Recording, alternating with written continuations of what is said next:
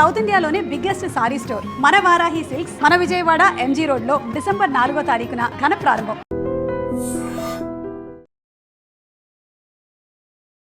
అదృష్టమో దురదృష్టమో తెలియదు కానీ ర్యాపిడో డ్రైవర్ ఈయన ఉదయ్పూర్కి సంబంధించిన ర్యాపిడో డ్రైవర్, సాధారణ ర్యాపిడో డ్రైవర్. అంటే ర్యాపిడో ఈ మనకు తెలుసు కదా యాప్.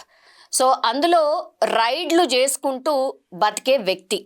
ఆ వ్యక్తి ఎంత రిచ్ అయిందంటే ఎప్పుడు 2024 నుంచి మొన్నటి వరకు కూడా 2025 వరకు, అంటే అక్టోబర్ 2025 వరకు, ఆగస్టు 2024 నుంచి అక్టోబర్ 2025 వరకు ఆయన ఖాతాల్లో ఎంత డబ్బు పడ్డదో తెలుసా? 331 కోట్ల రూపాయలు. అసలు ఎంత అమాయకుడో తెలియదు కానీ ఆ ర్యాపిడో డ్రైవర్కి కనీసం అంటే కనీసం కూడా తెలియదు. ఆయన అకౌంట్ని భయంకరంగా వాడేసుకున్నారని. పాపం తెలిస్తే ఎట్లుంటానో ఏమో తెలియదు కానీ తీరా చూస్తే ఈడీ ఎంటర్ అయింది. అసలు ఇంతగానం డబ్బు ఏడుకెళ్ళి వస్తుంది? 331 కోట్ల లావాదేవీలు ఈ అకౌంట్కి ఎందుకు అవుతున్నాయి? ఉదయ్పూర్లో ఈ అకౌంట్ అసలు ఏంది కథ అని ఈడీ రంగంలోకి దిగింది. అది ఈడీ ఏ క్లూ లేకుండా, లేకపోతే ఏ అనుమానం లేకుండా జనరల్లీ అయితే ఈడీ రంగంలోకి దిగదు. యాక్చువల్లీ ఇది ఎక్కడ లింక్ అయిందంటే గుజరాత్కి సంబంధించిన ఒక వ్యాపారవేత్త వాళ్ళ పెళ్లి కోసమనో లేకపోతే ఇతరత్ర అవసరాల కోసమనో హ్యాపీగా ఈ అకౌంట్ని మ్యూల్ అకౌంట్, అంటే జనరల్లీ ఈ అకౌంట్ని ఎందుకు వాడుతూ ఉంటారంటే ఇట్లనే ఇల్లీగల్ యాక్టివిటీస్ కోసం ఇంతింత డబ్బు వాళ్ళ అకౌంట్లో పడితే ఈడీ ఎంటర్ అవుతుందని వాళ్ళకి తెలుసు. అందుకని ఏం చేసిర్రు, ఒక అమాయకుడు అకౌంట్, ర్యాపిడో డ్రైవర్కి సంబంధించిన అకౌంట్ని చూస్ చేసుకున్నారు. దీన్ని మ్యూల్ అకౌంట్ అంటారు. జనరల్లీ అయితే ఈ ర్యాపిడో డ్రైవర్ ఎవరైతే ఉన్నారో ఆయనకు తెలిసన్నా జరగాలి, లేకపోతే తెలియకుండానే వాళ్ళ అకౌంట్ని వాడుకోవచ్చు అన్నమాట. మరి ఎందుకని ఈ అకౌంట్ని చూస్ చేసుకున్నారు? ఈ ర్యాపిడో డ్రైవర్ని గమనించి ఇదంతా చేసిండ్రా ఏందా తెలీదు. బట్ ఈ ర్యాపిడో డ్రైవర్ ఉన్నదేమో ఉదయ్పూర్లో. ఇక ఈడీ ఎంటర్ అయింది కాబట్టి ఈడీ ఆ ర్యాపిడో డ్రైవర్ ఇంటికి పోయింది. ఇంటికి పోయి చూస్తేనేమో సాధారణ ర్యాపిడో డ్రైవర్ పని చేసుకునే వాళ్ళది ఎట్లుంటుంది, వాళ్ళ ఇల్లు ఎట్లుంటుంది, ఒక్కసారిగా షాక్ అనమాట. ఈడీ పోయింది, ఆఫీసర్లు అందరు పోయినరు, వాళ్ళు అసలు ఇంటోళ్ళందరూ పరేషాన్. అరే ఇదేంది, ఇదేం ఆఫీసర్, అసలు ఈడీ అంటే కూడా వాళ్ళకి తెలుసో తెలియదు. వాళ్ళ ఇల్లు చూసి షాక్ తిని ఆ మొత్తం ఆ ర్యాపిడో డ్రైవర్కి సంబంధించిన ఇన్ఫర్మేషన్ మొత్తం అంతా తీసుకున్నారు. నువ్వేంది, నీ కథ ఏంది, నువ్వేం చేస్తావు, ఏంటిది అని. ఇదంతా వాళ్ళు తీసుకున్న తర్వాత ఆయన అకౌంట్లో, ఇగో నీ బాబు నీ అకౌంట్లో గిన్ని డబ్బులు ఉన్నాయి, అసలు నీకు ముచ్చట తెలుసా అని అడిగిరట.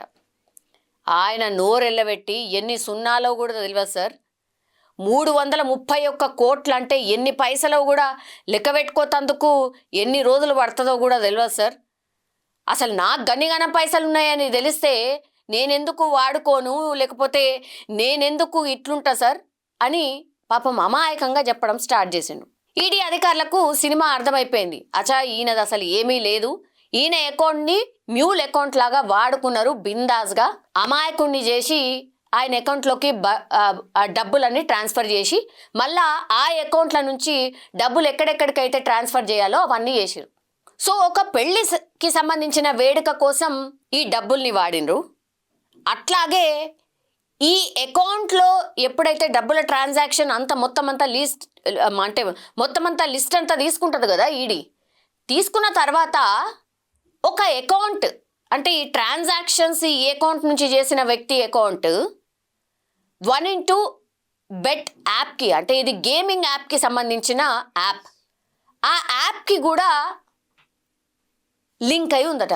ఇక గేమింగ్ యాప్ గురించి మనకు తెలుసు కదా, గేమింగ్ యాప్ ఇల్లీగల్, అసలు ఎవరు వాడడానికి కూడా లేదు, ఆడడానికి కూడా లేదు. అట్లాంటిది ఏకంగా ఒక అకౌంట్ని సెర్చ్ చేస్తే ఇందులో నుంచి ట్రాన్సాక్షన్ చేసిన వ్యక్తి డైరెక్ట్గా ఒక గేమింగ్ యాప్కి కూడా కనెక్ట్ అయి ఉన్నాడు.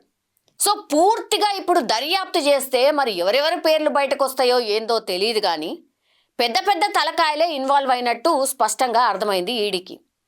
ఇదంతా మూలం ఎందుకు అనంటే ఇక్కడ ఉదయ్పూర్లోనే నేత్ర మంతెన వంశీ గాదిరాజుల పెళ్లి ఓ ఇక మామూలుగా కాదు, అంగరంగ వైభవం జరిగింది. ఇక అందరు వివిఐపీస్ అందరు కూడా హాజరైనరు. ఈ అకౌంట్ని ఈ పెళ్లి వేడుక కోసం వాడుకున్నారు, విఐపీస్ కోసం రూమ్ బుకింగ్ కోసం వాడుకున్నారు, ఇంకా ఇతరత్ర అవసరాల కోసం వాడుకున్నారు. సో ఈ పెళ్లి వేడుక, ఈ క్యాబ్ డ్రైవర్, అట్లాగే ఈ బెట్టింగ్ యాప్కి సంబంధించిన ట్రాన్సాక్షన్, ఇవన్నిటినీ చూసుకున్నప్పుడు ఇక ఈడీకి అర్థమైపోయింది ఇందులో పెద్ద తలకాయలు ఎవరో ఉన్నారు, డెఫినెట్లీ వ్యాపారవేత్తలు ఎవరో ఉన్నారు. సో ఈ పెళ్లి వేడుక ఎవరిది, ఏం కథ, వీళ్ళు మరి ఎందుకు ఈ డబ్బులన్నీ వీళ్ళకి ఏడికెళ్ళి వచ్చినాయి ఏంది అనేది కూడా పూర్తి స్థాయిలో ఈడీ రంగంలోకి దిగి ఇప్పుడు దర్యాప్తు అయితే స్టార్ట్ చేసిన పరిస్థితి అయితే కనిపిస్తోంది. పాపం ఇప్పుడు వాళ్ళెటనవోని అంటే పెద్ద పెద్దోళ్ళు వాళ్ళకి ఏమున్నది, పెద్ద లాస్ కూడా కాదు, కానీ వాళ్ళకి ఎన్ని కోట్లు ఉంటే ఒక అకౌంట్ని ఇట్లా మ్యూల్ అకౌంట్ లాగా వాడుకొని ఉంటారు.